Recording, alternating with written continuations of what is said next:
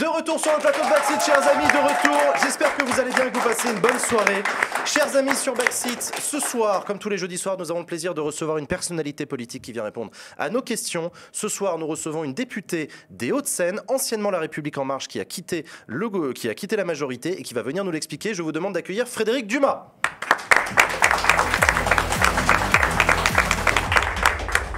Bonjour Frédérique Dumas. Bonjour. Merci d'avoir accepté notre invitation. Je suis ravie. Sur le plateau de Backseat, Frédérique Dumas, je suis très heureux de vous accueillir sur ce plateau parce que vous sortez aujourd'hui un livre disponible en librairie depuis ce matin, Ce que l'on ne veut pas que je vous dise, récit au cœur du pouvoir. Vous publiez un livre dans lequel vous réglez vos comptes avec la Macronie, comme on peut l'appeler. Pourquoi avez-vous décidé de sortir un livre à quelques jours du premier tour ?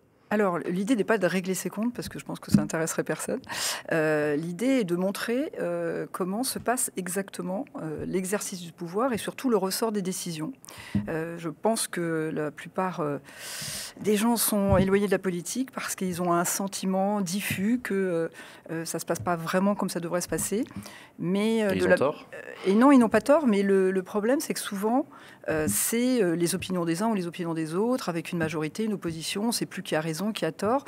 Et je me suis dit, je vais essayer de montrer cliniquement comment ça peut se passer. Donc je ne traite que des sujets que je connais, que j'ai traité pendant que j'étais députée, et que des personnes avec qui j'ai travaillé directement, pour justement ne pas donner des opinions, mais raconter des anecdotes. Donc c'est un témoignage, c'est une explication. Frédérique Dumas, on le disait tout à l'heure, vous avez été productrice de cinéma, vous avez une vie professionnelle, vous avez aussi été engagée politiquement au niveau local, notamment conseillère régionale en Ile-de-France, et vous êtes devenue, vous avez été élue La République En Marche dans les Hauts-de-Seine en 2017. Qu'est-ce qui vous a donné envie à l'époque de rejoindre Emmanuel Macron ?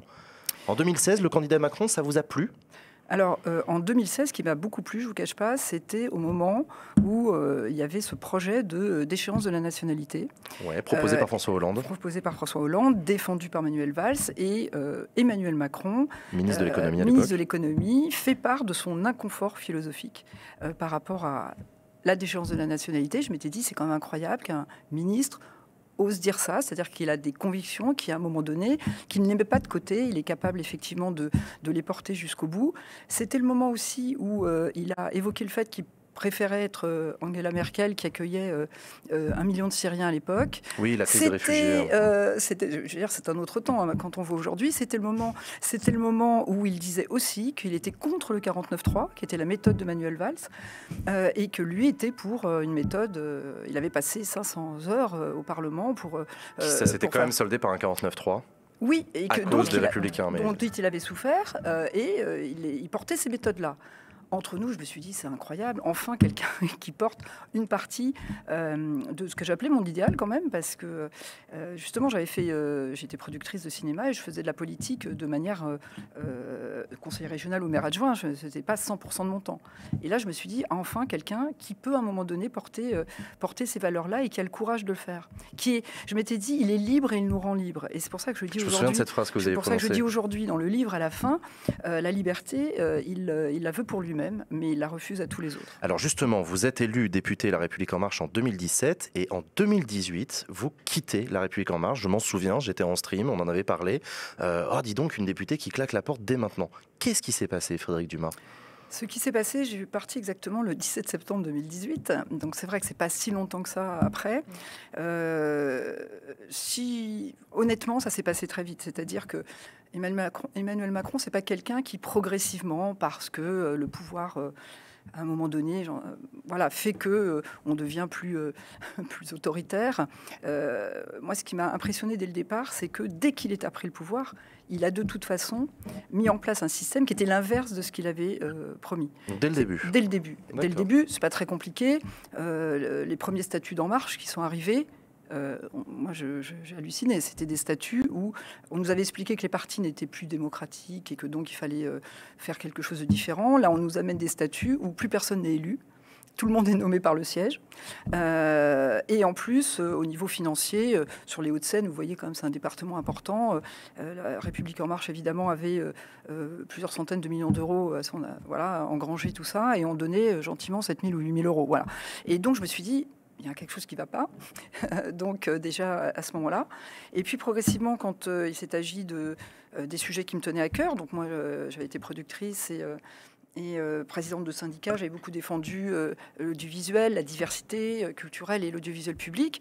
Bon, là, l'audiovisuel public, on a assisté dès le mois de novembre à la honte, ce qui a été résumé sous la formule la honte de la République.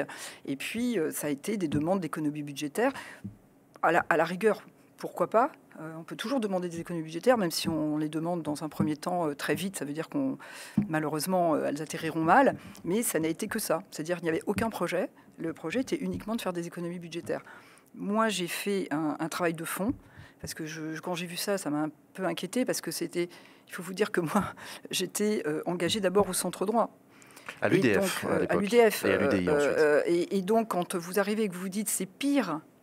ce qui est en train d'être proposé, c'est pire que ce qui aurait pu être proposé par une droite plus dure.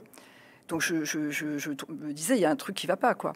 Et donc, je me suis dit, il faut que je fasse ce rapport. Je suis quelqu'un de terrain pour pouvoir faire des outils d'aide à la décision.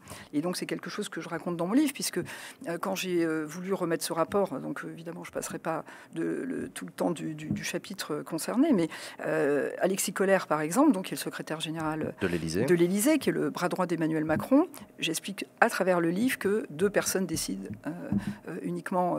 Aujourd'hui, en France, c'est Emmanuel Macron et Alexis Collère.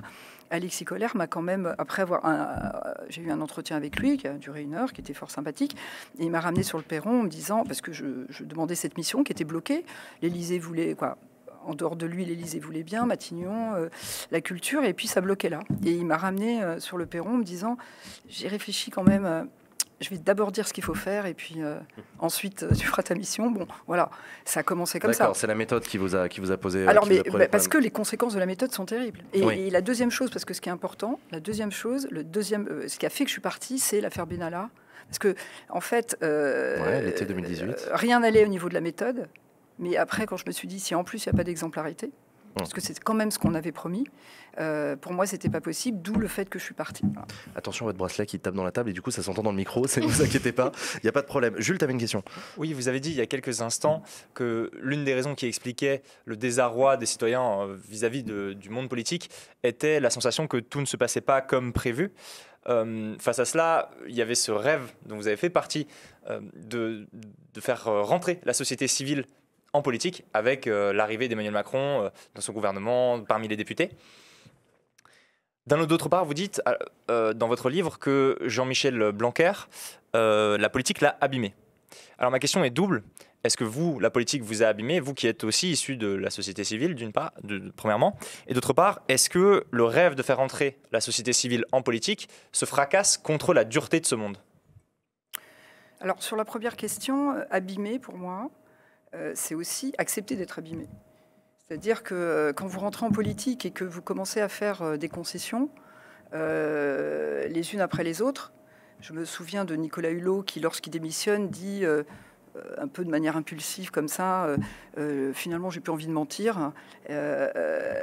Soit effectivement vous partez, soit vous acceptez ces concessions.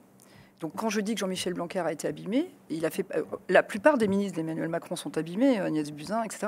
C'est parce qu'à un moment donné, d'ailleurs au moment où Nicolas Hulot part, j'ai entendu la majorité, je ne sais plus qui était dans la majorité, mais je veux dire au niveau de la majorité, dire quand on est ministre, il faut être responsable. Être responsable, c'est mettre de côté ses convictions. Ça a été dit comme ça quand même. Est-ce que vous avez entendu cette phrase-là prononcée ? Oui, elle a été prononcée publiquement. Hein. Donc je me souviens plus. Oui, il y a une limite entre avoir de la discipline, ce qui peut parfois se comprendre, et de mettre de côté ses convictions. Je ne suis pas quelqu'un d'irresponsable. Donc pour moi, une forme de discipline, c'est normal. On parle de l'UDF. Le groupe UDF à l'Assemblée, c'est un des rares groupes où il n'y avait pas de consigne de vote au sens fort du terme. C'est-à-dire il y avait des majorités qui se dessinaient. Il y avait, à un moment donné, il fallait dans un sens, mais à l'UDF, jamais l'UDF n'a demandé à ce que tout le monde s'aligne. Ce qui n'est pas le cas des autres partis. Hein. C'était même pas le cas du PS. Moi, je l'ai vu là en 5 ans. Vous voyez tous les partis donner les consignes de vote, interdire à les députés d'aller co-signer les propositions de loi des autres. Donc on est dans ce système-là. Donc abîmé. Moi, j'estime que après, ça sera aux autres de dire si je suis abîmée ou pas. C'est pas moi-même de le dire, mais moi, en tout cas, j'ai jamais voulu faire ce type de concession. C'est-à-dire, bien sûr, je peux en faire quand il s'agit de faire avancer des choses, mais pas quand les convictions ou les valeurs profondes sont remises en cause. Et la deuxième chose la deuxième question, c'était est-ce que sur la société civile, est-ce que ce rêve se fracasse ? En fait. Oui, par exemple, si aujourd'hui j'ai fait ce livre et je ne me représente pas, c'est parce que je pense, et j'ai vécu, et j'ai l'expérience, maintenant je l'ai éprouvé. Moi j'ai besoin de ça pour aller jusqu'au bout des choses. Je ne veux pas donner mon opinion juste en pensant que, c'est qu'on ne peut pas changer les choses de l'intérieur. Ça maintenant j'en suis convaincue. Alors comment on change les choses? C'était ma question suivante. Et donc effectivement, vous l'avez vu d'ailleurs, quand Emmanuel Macron a changé de cap, à chaque fois c'est parce qu'il a été impacté par quelque chose de l'extérieur. Ouais, il n'a jamais fait une seule fois. Ça va, des choses aussi bêtes que moi je me suis battue pour la préservation d'une chaîne pour enfants. Bon, 2 ans après, elle a été remise parce qu'il y a eu le Covid. La réforme des retraites remise en cause. Pardon. Non, je vous en prie. Je t'en prie, non, excuse-moi. En tout cas, juste dire que effectivement, je pense qu'à de l'intérieur, on ne peut pas. La proportionnelle, ça aurait pu changer les choses. Sincèrement, je ne comprends pas. Il n'y a aucune raison de ne pas l'avoir fait. Ça n'a rien à voir avec le Covid. Ça n'a rien à voir avec quoi que ce soit. Cette disposition... C'est une négociation avec le MoDem, en fait. Le MoDem... Non, mais François Bayrou, ce qui est terrible, il arrive, le contrat, c'est qui est la proportionnelle. Ça fait 30 ans qu'il se bat pour la démocratie. Donc je veux dire, oui, mais justement, François Bayrou, je ne dis pas que des choses effectivement sympathiques dans ce livre, parce que il y a un chapitre entier sur lui. Oui, parce que là, maintenant, c'est bon, comme tout le monde pense. Vous voyez, la difficulté aujourd'hui, c'est que tout le monde se dit qu'Emmanuel Macron va gagner. À partir de là, je vais revenir d'ailleurs à la question que vous avez posée, à partir de là, tout le monde, j'allais dire comme les moules accrochés au rocher, en se disant, oula, vaut mieux qu'on reste là, parce que de toute façon, normalement, c'est lui. Donc c'est pour ça que vous voyez les ralliements, c'est pour ça que vous voyez tout ça. Et en fait, c'est parce qu'il n'y a pas de démocratie au sens d'une alternance possible, que tout d'un coup, il n'y a plus ce contre-pouvoir qui faisait effectivement un minimum de démocratie avant. Léa ? Je voulais revenir sur le passage, il faut qu'il soit impacté de l'extérieur pour que ça le remette en question et qu'il se pose, qu'il soit frappé par une réalité. Je précise juste que j'ai eu l'occasion de te connaître à travers le livre que j'ai écrit, puisque je t'ai interviewé longuement pour ce livre et tu m'avais fait part de cette chose. Et cette phrase que tu m'avais c'est pour ça que vous racontée, vous tutoyez. Oui, d'ailleurs. Du coup, cette phrase que tu m'avais dite m'avait un peu frappée en disant « Tant qu'il n'est pas frappé par une réalité, il n'est pas en capacité d'intellectualiser des politiques publiques presque. » Tu m'avais donné cet exemple très concret d'une femme en situation de monoparentalité et tu m'avais dit il a dû être confronté à cette réalité pour se rendre compte qu'en fait il y avait des femmes dans ces situations-là et qu'il fallait peut-être agir pour elles. C'est quand même assez frappant. Exactement. Moi je pense que c'est ça aussi que j'essaie de montrer dans le livre à travers beaucoup d'exemples. Parce que c'est assez facile, par exemple, les extrêmes sont assez faciles à caractériser. Là, on est sur quelque chose d'un peu central, d'un peu propre sur soi, etc. Donc, je pense que les attaques, quand elles sont trop caricaturales, on ne les comprend pas. Donc là, il faut être beaucoup plus clinique pour essayer de montrer ce qui ne va pas. Parce que sinon, je ne serais pas là, je m'en fiche un peu. Je peux retourner à la production ou autre. C'est ce que je vais faire d'ailleurs. Oui, mais d'ailleurs, vous avez une vie avant. C'est ça que vous expliquez, qui est intéressant. Vous avez eu une vie avant. La politique, ce n'est pas votre vie dans l'absolu. J'ai une vie avant, et c'est vrai que normalement, je n'étais pas programmée pour être députée. Je ne voulais pas. Pour moi, députée, c'était compliqué par rapport à ce que j'avais toujours fait, puisque je suis quelqu'un qui a plutôt, quand on produit, on est en fabrique, hein, on est dans l'action. Donc moi, députée, je me disais, voilà, on parle, etc. Donc c'était pas obligé. Donc j'y suis allée parce qu'on m'a demandé d'y aller pour donner une majorité à Emmanuel Macron. Et puis après, on a été tous élus. Donc c'est pour ça que c'est pas un drame pour moi, même si j'ai aimé ce mandat par ailleurs pour d'autres raisons. Mais ce que j'ai vu, c'est qu'en fait, alors je donne 2 ou 3 exemples pour que ça soit plus facile de comprendre. Souvent, je dis qu'Emmanuel Macron, c'est un peu comme un algorithme. C'est-à-dire que, en fait, il est assez fascinant parce qu'effectivement, il peut réciter une encyclopédie par cœur, il peut tenir 8 heures de débat en connaissant tout sur tout. Et donc, en France, comme on est très cartésien et qu'on est attaché à ce qui est intellectuel, on voit que ce soit Jean-Luc Mélenchon, Éric Zemmour, c'est un peu à la différence des États-Unis. Nous, dès que quelqu'un un peu cultivé ou qui parle bien, c'est vrai qu'il prend un avantage sur les autres. Et donc, effectivement, les gens sont fascinés, et surtout les hommes, par le côté intellectuel, conceptuel. D'ailleurs, Éric Zemmour a conceptualisé ça, a dit les femmes sont moins intelligentes parce qu'elles sont moins conceptuelles, elles vont plus être sensibles et donc elles sont moins intelligentes. Donc, intellectuellement, effectivement, Emmanuel Macron peut fasciner par sa capacité à parler de tout et à tout savoir. Mais en revanche, il n'y a pas de modération humaine. C'est-à-dire que il ne va pas avoir quelque chose qui va permettre l'intuition de transcender. Je veux dire, si on n'est que intellectuel ou dans le concept intellectuel, sincèrement, si vous demandez à un algorithme de résoudre un problème, il sera toujours à côté de la plaque. Il ne saura pas le résoudre parce que c'est conceptuel, c'est intellectuel, mais il manque quelque chose. La politique appelle de l'humain pour venir tempérer ça. Il faut absolument avoir une vision et conceptualiser les choses, parce que sinon on est dans le... Mais si on n'a pas... Je donnais aussi cette autre image, on avait dit Giscard, c'est un bel insecte, mais il n'a pas d'antenne. Et c'est ce qui fait... C'est une super belle phrase. Ouais. C'est une super belle... C'est Giscard qui avait dit ça ? Non, on avait dit Giscard. Ah oui, on avait dit de lui. Voilà, c'est un bel insecte, mais il n'a pas d'antenne. C'est-à-dire, si on comprend... D'où le fait qu'il est un peu à côté de la plaque à chaque fois Emmanuel Macron, où il comprend toujours un peu en retard. Je pense que c'est peut-être intéressant de juste replacer les choses un peu dans leur contexte, notamment pour les personnes qui nous regardent, et préciser que toi, tu étais quand même assez proche, en fait, de l'Élysée, ce qui n'est pas le cas de tous les députés. Toi, tu es arrivé avec un mandat assez engagé, avec des responsabilités au sein de la commission des affaires culturelles. Il y avait des gens qui demandaient justement quelle était ta commission, donc c'est pour ça que je trouvais ça intéressant de préciser que toi, tu as eu cette proximité au président de la République que tous les députés n'ont pas eu. Tu as raison, j'étais dans le comité politique pendant le programme, pendant la campagne. Honnêtement, il y avait une relation de confiance. Et d'ailleurs, je reconnais même qu'il a fait quelques arbitrages en ma faveur, ce qui n'est pas évident. Le premier contre Gabriel Attal, qui maintenant... Ce qu'on appelle un arbitrage, c'est une décision du gouverneur de l'Élysée quand il y a plusieurs personnes au sein de sa propre majorité qui ne sont pas d'accord. De ministère, par exemple, le président dit je tranche, c'est lui qui a raison et tout le monde s'aligne. Donc, il l'a fait. Et sincèrement, sur le duel public, ce qui m'a fait mal au cœur, c'est que je pense que j'aurais pu aussi avoir des arbitrages en ma faveur au final.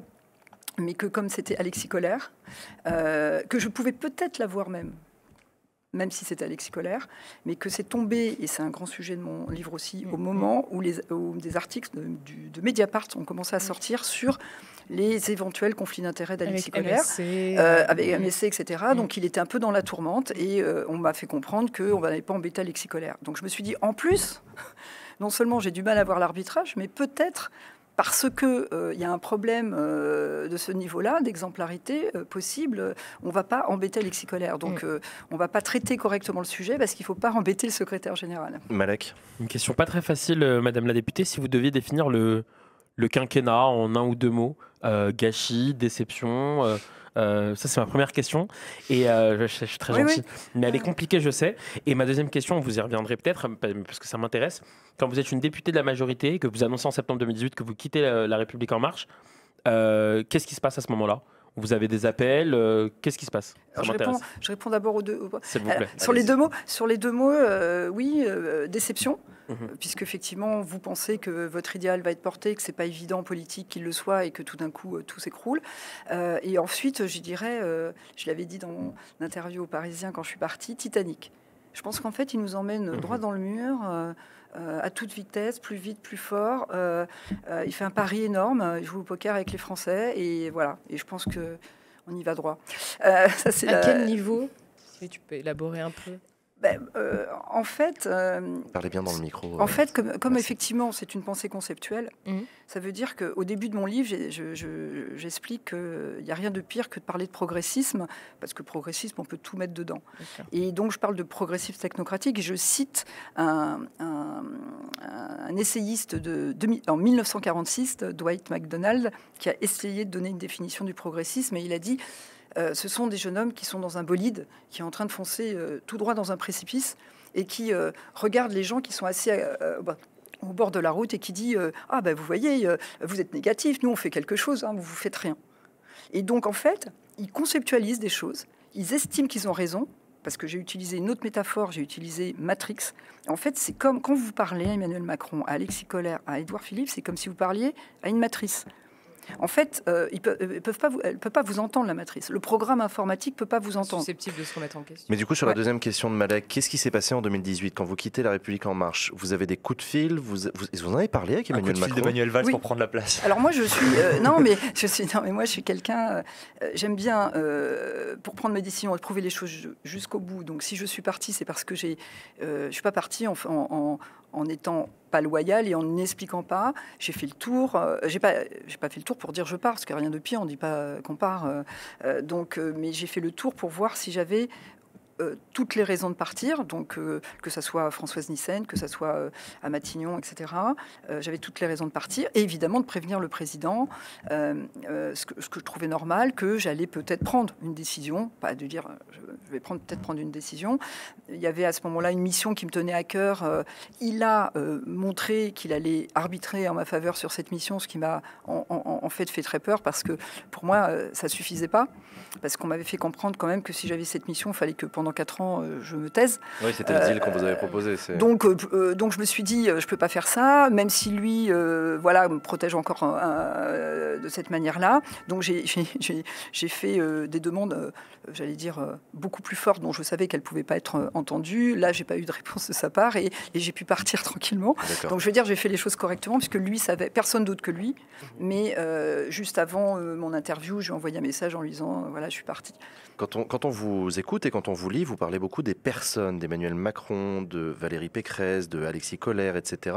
Mais la question que je voulais vous poser, c'est qu'est-ce qui, selon vous, relève de leur qualité personnelle, de leur mode de fonctionnement? Vous parlez de matrice, etc. Et qu'est-ce qui relève d'un système politique? Alors, moi, je mettrais quand même en premier ce qui relève du personnel et d'un moule quand même. Alors, je dirais pas que c'est l'ENA au sens... effectivement, la plupart ont fait l'ENA. La plupart ont fait une école qui s'appelle une école nationale d'administration. Donc, j'explique toujours que ils sont là pour administrer, ils sont pas là pour inventer. Parce que ce que je pense qu'il va pas... Il y a des cabinets de conseil pour ça. Voilà, la preuve. Ouais. Non, mais la preuve, c'est la preuve. Parce qu'ils ne sont pas capables d'inventer et d'imaginer, ils vont aller chercher des cabinets de conseil dont on sait que c'est encore pire. Mais c'est bien la preuve qu'ils ne sont pas capables d'imaginer. Donc, ils sont d'où mon côté algorithme, ils sont extrêmement intelligents intellectuellement, mais ce qui est amené ne l'est pas. Et je vous donne 2 exemples. La réforme des retraites. Quand on dit une mesure d'âge 65 ans, bon, pourquoi pas, hein, ça peut toujours se concevoir, mais on n'a pas besoin d'avoir fait l'ENA pour dire que si on passe à 65 ans, on va mieux financer les retraites. Ça, tous les comptables peuvent le dire. Donc je trouve que c'est quand même assez prof comme réponse. Il n'y en a pas d'autres. Ils ne cherchent pas à intégrer la complexité des choses, la pénibilité, tout ça. Sur un autre exemple en culture. En culture, pendant le confinement, il a fait 2 heures avec des intellectuels, etc.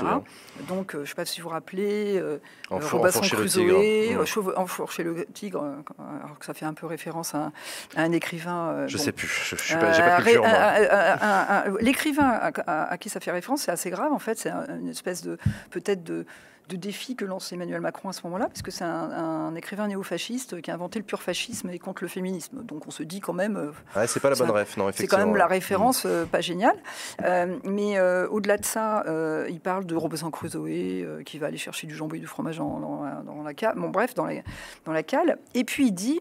Voilà, j'ai une super idée. On se dit, waouh, génial, pendant 2 heures, là, ça a phosphoré avec le ministre de la Culture qui le regarde, qui dit rien parce qu'il n'a pas le droit au chapitre, et qui va un petit peu rigoler au moment où il chevauche le tigre, parce que quand même, ça devient un peu drôle. Et c'était quoi cette idée ? L'idée, vous voyez, il va sauver la culture parce qu'il va mettre des artistes dans les colonies de vacances pendant l'été. C'était ça devient l'été culturel et apprenant. Et ça devient l'été culturel et apprenant. Et on se dit, ça c'est sûr qu'il fallait toute cette intelligence pour ça. Donc je pense que ce mode,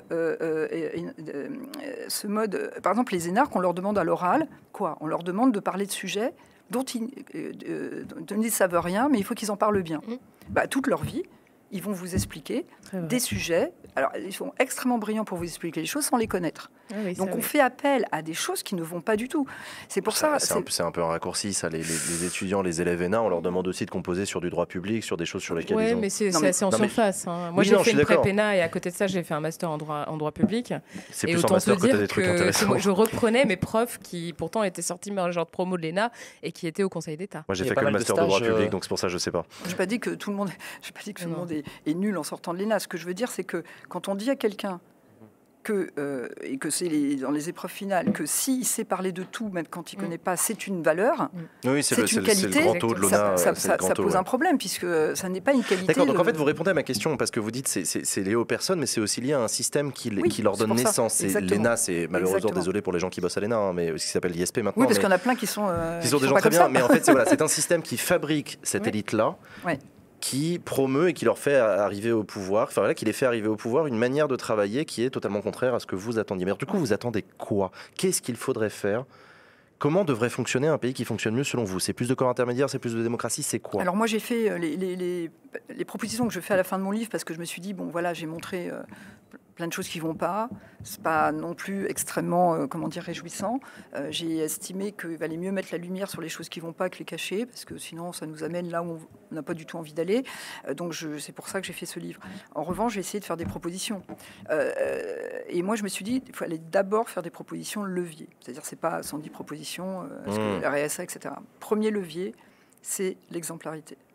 Si on n'a pas une exemplarité au plus haut niveau, on n'a d'abord pas la capacité de demander un certain nombre de choses aux citoyens. Pourquoi? On écouterait des gens qui ne sont pas exemplaires.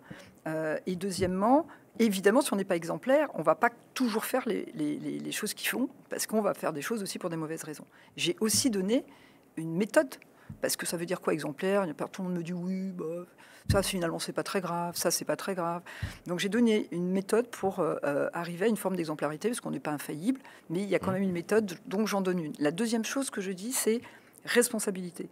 C'est-à-dire que si effectivement il n'y a pas de responsabilité, pareil, les décisions, quelles qu'elles soient, ne sont jamais, les conséquences ne sont jamais prises en compte.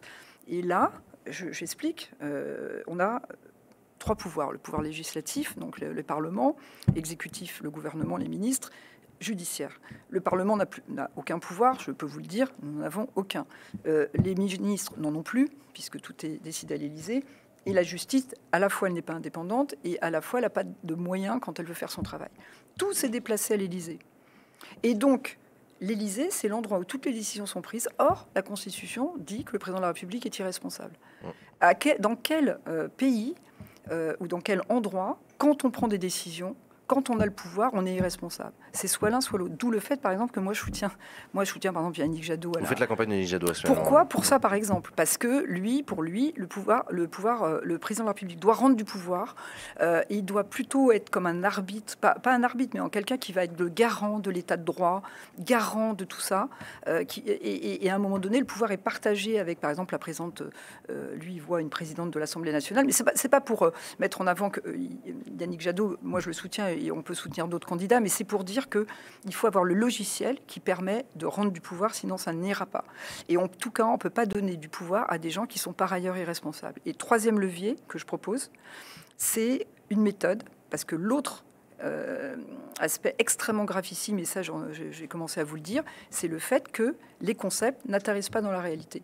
Puisque on pond des concepts, on fait de la com, mais alors...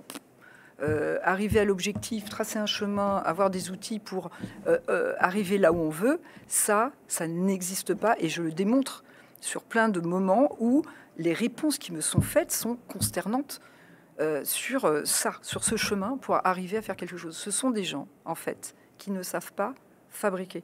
C'est-à-dire qu'ils savent concevoir, émettre des idées, mais ils ne savent pas ce que ça veut dire c'est comme si vous disiez un arbre, voilà, il y a une graine et je vais tirer dessus pour que ça... Non, ça marche pas comme ça. À un moment donné, on prend le temps de faire les choses correctement pour qu'elles avancent. Ils ne savent pas faire ça. Donc voilà. Jules? Moi, il y a 2 choses qui me frappent et me chagrinent beaucoup dans ce que vous dites. D'abord, ce constat sur le Parlement. Le Parlement, c'est censé être l'organe qui fait vivre la démocratie, notamment via l'initiative législative, qui est donc l'opportunité, le droit que confère la Constitution de proposer des lois. Aujourd'hui, ça émane beaucoup d'un programme présidentiel qui est donc de l'Élysée, qui est diffusé à travers le gouvernement jusqu'au Parlement. J'ai l'impression que les députés de la majorité de La République En Marche sont un groupe assez indistinct, qui effectivement sont sous le fouet, comme on dit en anglais, le chief whip de Christophe Castaner en l'occurrence en ce moment, et voilà qu'il y a un vote qui est complètement sans aspérité, c'est pas les parlementaires qui se représentent eux-mêmes, mais qui représentent un parti. Et je voulais effectivement avoir d'abord votre regard là-dessus. Et deuxièmement, ce que vous disiez sur l'exemplarité, qui est aussi un sujet qui a été porté. Alors François Hollande, pendant son mandat, il y a la haute autorité de la transparence pour de la vie publique, ou pour la transparence de la vie publique, qui est née, qui était un effort suite à l'affaire Cahuzac. Bon, pourtant, on voit que Emmanuel Macron, son quinquennat a été très jalonné de scandales. Il y a eu Benalla. Il y a eu l'affaire Collère dont on parle très peu. Et pour rappel, peut-être pour le chat, c'est une vidéo de Blast qui a été. Blast avait diffusé un reportage d'Off Investigation à ce sujet, que je vous invite à aller regarder, qui est vraiment assez édifiante. En l'occurrence, Alexis Collère, qui est secrétaire général de l'Élysée, donc un peu le deuxième personnage de l'Élysée derrière Emmanuel Macron, et dont vous disiez que c'était l'un des duos. Le vice-président. Exactement, qui décidait. Il était, via les membres de sa famille, très proche, un membre de sa famille, de la compagnie Maritime Shipping Company, qui est un énorme client des chantiers de l'Atlantique à Saint-Nazaire et du port du Havre. Or, il avait travaillé pour l'agence de participation de l'État. L'affaire MSC, ouais. Exactement, l'agence de participation de l'État. C'est quoi ta question? Juste pour cette exemplarité, le quinquennat d'Emmanuel Macron est jalonné de pas mal de scandales, donc on ne connaît même pas forcément. Est-ce que vous iriez aussi loin que, par exemple, Gérard Davet, dont on a parlé tout à l'heure, pour dire que c'est un traître, quoi? Après, moi, j'ai choisi justement de faire très attention aux mots utilisés. Non pas qu'ils soient vrais ou pas, c'est même pas le sujet, c'est que après on vous écoute plus.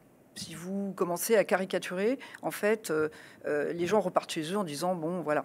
Donc moi, je fais dans le livre, même si effectivement le journaliste qui a fait par exemple l'article dans Libération, comme il a mis ensemble plein de phrases qui sont disséminées dans le livre, on a l'impression que je fais un procès comme ça assez rapide. Mais je fais attention aux mots parce que moi, ce que je veux, c'est que les gens comprennent comment ça fonctionne. Et sur Alexis Collère, sur le sujet que vous avez évoqué, j'ai fait un chapitre entier où j'ai repris notamment les articles de Mediapart qui sont sortis dès mai 2019, donc qui sont extrêmement précis parce que l'idée, c'était pas juste de dire c'est un traître ou je sais pas quoi, c'était de dire on vous donne les éléments et faites-vous. Chacun se fait sa propre opinion parce qu'il aura tous les éléments pour le faire. Je pense qu'il faut de plus en plus donner les éléments. Arrêter de ne pas donner les informations. Ce sont aux citoyens de se faire leur opinion et leur jugement avec les informations qu'on leur donne. Donc moi, je ne veux pas utiliser ces mots-là, mais je donne toutes les informations parce qu'il y a des gens qui ont fait du travail d'investigation, Blast ou Mediapart, et donc tout le monde a le droit de savoir. Et pour la première question, c'était... Sur le Parlement, effectivement. Oui, le Parlement, en fait. D'abord, c'est vrai que si vous parlez aux députés qui étaient même là avant, il y a toujours eu, que ça soit Sarkozy, Nicolas Sarkozy, François Hollande, il y avait de toute façon des consignes de vote et les gens étaient... La discipline de majorité. La discipline de majorité. Mais là, ce qui a changé profondément, c'est que Emmanuel Macron s'est fait élire, et c'est pour ça que moi je suis allée avec lui, en ne faisant aucun arrangement électoral. Même François Bayrou, tout le monde dit qu'il y a eu un accord, et c'est François Bayrou qui a dû mettre le genou à terre et qui a fait l'accord derrière, parce qu'il savait que sinon, voilà, c'était un choix par rapport à son avenir politique. Et on voit bien qu'aujourd'hui, comme il n'en a plus du tout, il est même capable que le principal pilier de son contrat soit pas respecté. C'est pas très grave pour lui. Il remplace ça par une bibliothèque de signatures quand il s'agissait d'avoir les 500 signatures. Voilà, franchement. Mais donc, il a été élu sans devoir rien à personne. Donc, aujourd'hui, il se sert de ça pour dire « vous me devez tout ». Que ce soit vous, les députés, que ce soit vous, les ministres, etc. Avant, ce qui se passait, c'est pas qu'ils étaient animés... de manière plus bienveillante, mais il y avait que ça soit au PS ou que ça soit à l'UMP, il y avait des gens qui pesaient, des grands-mères, M-A-I-R-E, il y avait des grands élus, et donc il y avait un jeu un peu comme ça de contre-pouvoir parce qu'ils ne pouvaient pas décider tout seuls. Tous les députés disent que, même si ça a toujours été compliqué, Patrick Devedjian m'avait déjà dit, la loi, on ne la fait pas, on la subit. Parce que quoi qu'on dise, c'est pas un peu de propositions. La proposition de loi, ça émane du Parlement. Oui, il y en a très mais peu. 90%, c'est des projets de loi qui émanent du gouvernement. Donc, ils sont déjà ficelés. Donc, c'est déjà ficelé. Écrits, mais il y a quand même des moments où on pourrait peut-être discuter. Mais à partir du moment où vous avez quelqu'un qui doit rien à personne et qui dit à tout le monde, voilà, et dont on pense qu'il sera réélu, et où tout le monde a peur, là, les 3 derniers mois, tout député qui ne votait pas comme on lui disait, on lui expliquait qu'il n'aurait pas l'investiture. Malek ?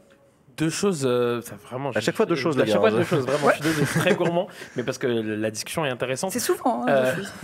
Parce que vous avez donc la casquette d'ancienne productrice de cinéma et de députée aujourd'hui.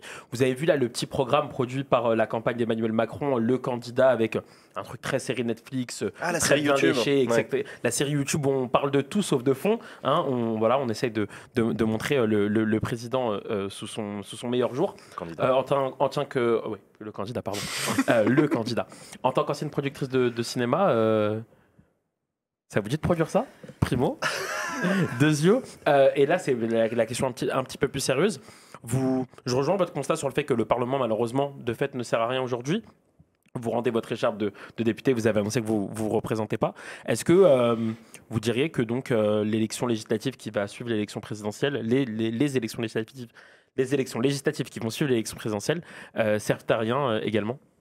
Alors, je réponds à la première question d'abord. Oui, désolé. C'est toujours compliqué parce qu'après, il faut se rappeler. Première question.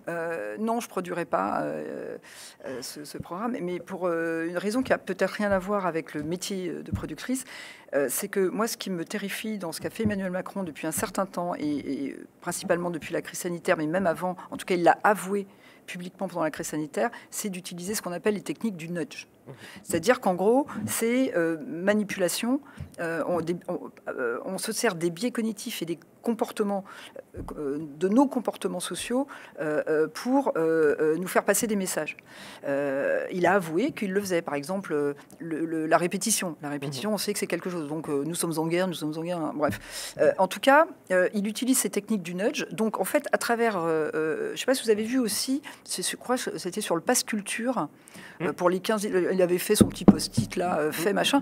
En fait, tout est fabriqué en com et en manipulation pour que les... donc, je trouve ça... C'est ça qui est intéressant. Vous diriez plutôt que c'est de la manipulation plutôt que de la communication? C'est ça oui, qui m'intéresse. Parce que c'est... alors, il y a ce que j'allais dire, il y a toujours du positif et du négatif dans une technique. Une technique de nudge, si c'est effectivement parce qu'on de manière pédagogique. Moi, par exemple, il y a une application géniale, je ne sais pas si vous la connaissez, qui s'appelle StudyTracks, où il y a Joe Star, Soprano, etc. C'est des chansons qui sont faites pour faire apprendre les cours, que ce soit d'histoire, de maths, etc.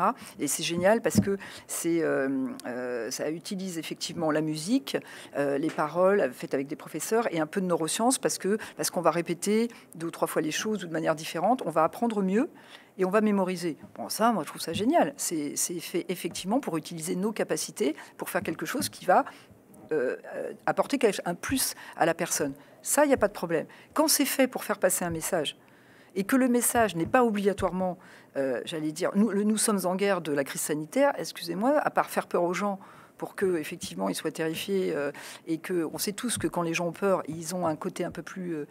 légitimiste et donc ont tendance à aller vers le pouvoir en place. Ça, je trouve que c'est de la manipulation, oui. Et après, sur la deuxième question que je... vous rendez votre écharpe de... Oui. Oui, est-ce que ça sert à quelque chose de voter aux législatives? En fait, c'est une question dans le chat que j'ai lu et qui m'a amené cette question. Est-ce qu'on dit aujourd'hui aux électeurs, les élections de juin, elles ne servent à rien, en fait, votre député ne sert à rien? Alors, c'est une très bonne question. Non, mais sincèrement, non, c'est une très bonne question, c'est intéressant. D'abord, ce qui est vrai, c'est que tout dépend de ce qui va se passer au second tour, quand même. Parce qu'en fonction de ce qui se passera, il y aura peut-être... soit il y aura... on redonnera une majorité, abstention mis de côté large, soit il y aura peut-être un contre-pouvoir avec une majorité différente. Donc, évidemment, s'il y a une majorité un peu en contre-pouvoir... ça, c'est sûr que ça remettra de la démocratie. Donc, je pense qu'on ne peut pas dire aujourd'hui qu'il ne faut pas aller aux législatives. Je dis juste que moi, j'ai envie de faire des choses maintenant différemment et peser de l'extérieur différemment. Mais vous voulez continuer de peser, c'est ça qui est intéressant. Oui, parce que quand on connaît le système de l'intérieur, on sait aussi un peu comment on peut faire. Comment il est possible de Léa. Je voulais revenir sur ce que tu disais tout à l'heure par rapport à la nécessité d'avoir... des sentiments, des émotions en politique. Je trouve ça très intéressant parce que c'est rarement admis. On se rend compte qu'aujourd'hui, de manière générale, en politique, en tout cas en France et dans d'autres pays, on considère que le doute est une faiblesse. On considère qu'il est nécessaire d'avoir cette conception assez verticale du pouvoir et que finalement, si on admet un doute, je me souviens de cette phrase assez emblématique d'Emmanuel Macron sur anti-Covid, tous anti-Covid, non, c'était Stop Covid à l'époque, qui avait dit ce n'est pas un échec, ça n'a pas fonctionné. Oui, exactement. Bon, voilà, c'est quand même ne pas se remettre en question dans une certaine mesure. Qu'est-ce qui fait que, à ton sens, toi qui as pratiqué ce pouvoir de très près, on peut permettre en fait aux politiques d'avoir des émotions et comment fait-on pour donner en fait envie à ces personnes-là d'affirmer leurs émotions en politique et de leur dire en fait ce n'est pas une faiblesse. C'est positif, ça permet de comprendre les gens, d'avoir de l'empathie et de faire peut-être mieux.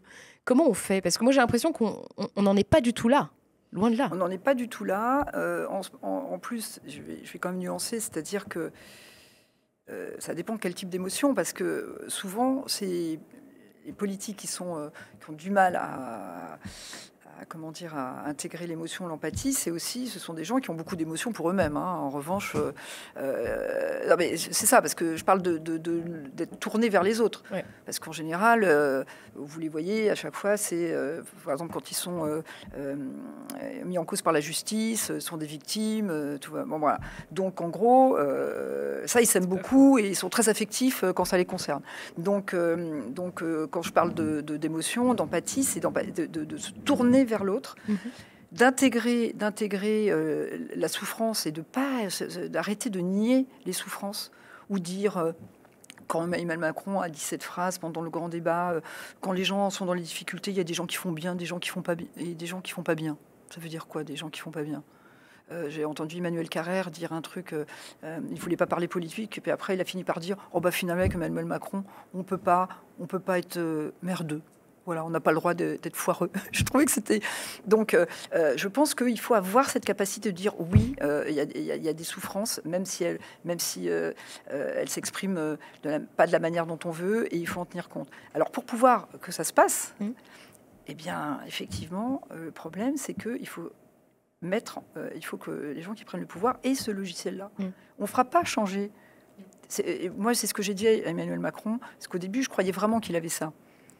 Et après, je lui ai dit, et je croyais qu'il était mal entouré parce que je lui avais dit, mais si tu veux changer les choses, il faut que tu t'entoures de gens qui ont ton logiciel. Et je me suis aperçue que lui-même ne l'avait pas non plus. Mais qu'est-ce que vous répondez aux personnes qui vous diront que c'était déjà écrit, c'était évident que ça allait se passer comme ça, qu'il n'y a rien de découvert, est-ce que vous n'avez pas été naïve en 2016 d'y avoir cru? Alors d'abord, je le dis moi-même dans le livre. Vous savez, dans le livre, j'ai pas arrêté de dire moi-même des choses parce que je me suis dit comment on va me les dire. Donc j'ai dit. Donc vous répondez quoi dans le livre? Non, mais donc je dis qu'on peut dire que j'ai été naïve. Je dis juste la chose suivante. Tous ceux qui me disent, nous on le savait. D'abord, je dis, voilà, j'ai fait une erreur. Un jour, vous en ferez une autre. Moi, j'en ai fait une. Mais la plupart du temps, c'est des gens qui étaient beaucoup plus à gauche. Donc, moi, tout à l'heure, j'ai parlé avec quelqu'un qui, effectivement, vote Jean-Luc Mélenchon. Il m'a dit, moi, c'était facile pour moi d'être anti-Macron, puisque quand tu votes Mélenchon, tu es quand même plutôt anti-Macron au départ. Voilà, d'entrée de jeu. Donc, moi, je ne vous cache pas qu'au niveau de la verticalité, pour revenir au livre de Léa, la verticalité du pouvoir, l'autoritarisme, etc., Jean-Luc Mélenchon n'a pas beaucoup de choses à envier. Je ne parle pas de tout France Insoumise. Il y a des gens avec qui je m'entends très bien, des députés France Insoumise avec qui je m'entends bien, mais enfin, voilà, la notion d'autorité, d'autoritarisme de Jean-Luc Mélenchon n'a rien à envier à l'autoritarisme d'autres personnalités. Donc ce pouvoir, alors je vais pas aller je suis pas une féministe au sens de dire que ce sont que les hommes qui agissent comme ça, parce que Valérie Pécresse c'est la même chose, Anne Hidalgo c'est la même chose. C'est dans un monde comme ça, je pense qu'il faut un monde plus équilibré où il y a.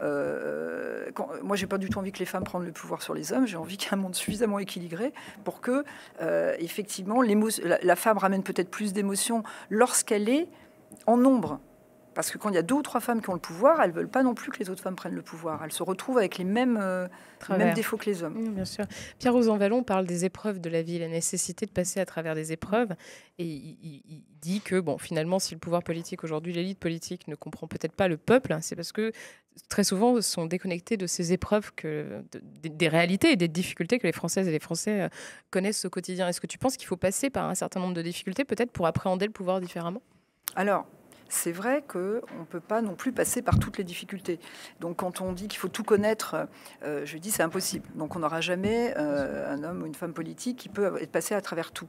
Mais il faut qu'il soit passé à travers certaines.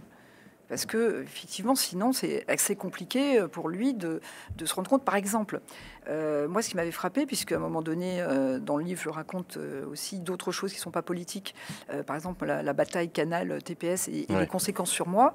Comme Canal m'a coupé les vivres, dans un moment où, si vous ne pouvez pas travailler avec Canal, vous ne pouvez pas vivre, je me suis retrouvée en redressement judiciaire. Et à l'époque, je disais, parce que j'étais en redressement judiciaire en même temps que Toscan Duplantier, qui me disait, mais Frédéric, moi j'ai honte, comment tu fais pour pas avoir honte, etc. Je dis, mais aux États-Unis, ça s'appelle le Chapter 11, et en fait, c'est pas du tout pris comme la honte, c'est pris comme une seconde chance, puisque le redressement judiciaire, vous pouvez sauver votre société pendant un certain temps, vous avez vos dettes gelées, et vous pouvez reprendre le souffle pour pouvoir éventuellement continuer. Et aux États-Unis, c'est vrai, c'est pris comme une seconde chance, alors que chez nous, c'est pris pour quelque chose qui ne va pas. Et donc, et je racontais que Steve Jobs disait toujours qu'il embauchait des gens qui avaient été dans ces situations-là et qui avaient réussi à s'en sortir parce qu'il estimait qu'ils avaient... comme dans un jeu vidéo, on s'achète des vies, et donc plus on en a, et plus on est fort, en fait. Donc il faut quand même avoir quelques vies pour pouvoir s'occuper des autres, je pense. Ouais. Merci Frédéric Dumas d'avoir accepté notre invitation sur le plateau de Backseat. Donc je vous rappelle que vous sortez ce livre aujourd'hui, il est disponible que depuis ce matin. Ce que l'on ne veut pas que je vous dise, récit au cœur du pouvoir. Vous êtes encore député jusqu'au mois de juin prochain, député des Hauts-de-Seine, et vous soutenez Yannick Jadot actuellement dans la campagne présidentielle. Merci Frédéric Dumas, on va marquer une très courte pause, on se retrouve tout de suite pour la conclusion de cette émission. À tout de suite.